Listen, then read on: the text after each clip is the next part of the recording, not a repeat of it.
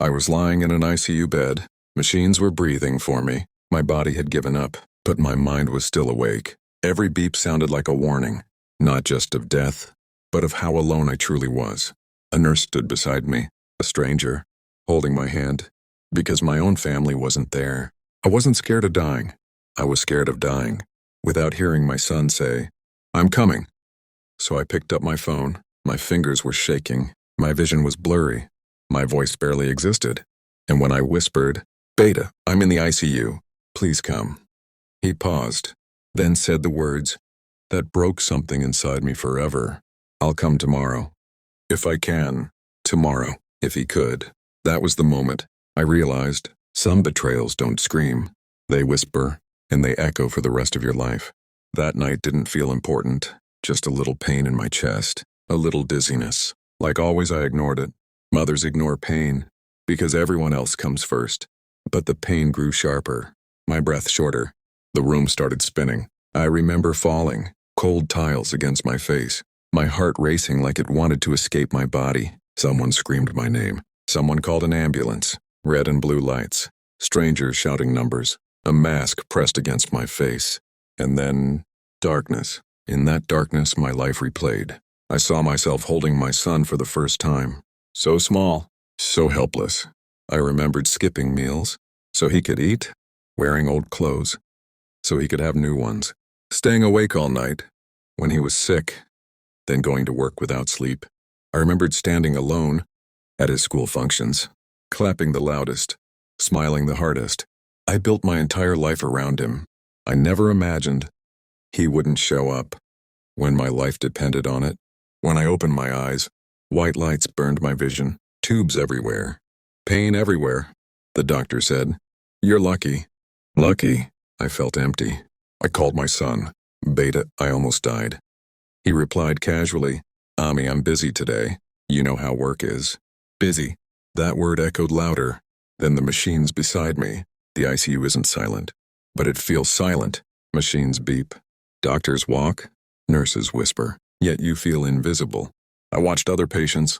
Their families sat beside them, holding hands, whispering prayers. Visiting hours ended. Chairs emptied. No one came for me. That night my condition worsened. The nurse urged me, "Call your family again." I called my son. Tears slid silently into my ears. "Please, I'm scared," I whispered. There was a pause. Then again, "I'll come tomorrow. If I can." After that call, I didn't cry. I felt something worse. I felt myself letting go. That night I stopped hoping. I stopped checking my phone, stopped imagining footsteps. I realized how tired my heart was. For years I carried everyone. Now even breathing felt heavy. I whispered to myself, "If he comes, he comes. If he doesn't, I will still survive." That was the moment I stopped begging. Not because I stopped loving him, but because I couldn't keep breaking myself. On the third day, the door opened. My heart jumped. But it wasn't him. An old family friend stood there. Shock filled his face. "You're in the ICU?" he asked. I nodded. He hesitated, then said, "I spoke to your son yesterday." He didn't say it was this serious. That's when I understood. My son knew. He just didn't come. Later I learned the truth. He was on a trip, laughing, posting pictures, telling people I was stable. My life was an inconvenience. I wasn't forgotten. I was ignored. The day I was discharged, a nurse asked softly, "Who's coming to take you home?" I stayed quiet. She understood.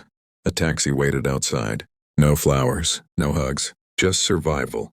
I looked back at the hospital once. That place taught me something cruel. You can raise someone with all your love and still face the hardest moments alone. Recovery gives you time to think about respect, about boundaries, about self-worth. I made a decision. I would never beg for love again.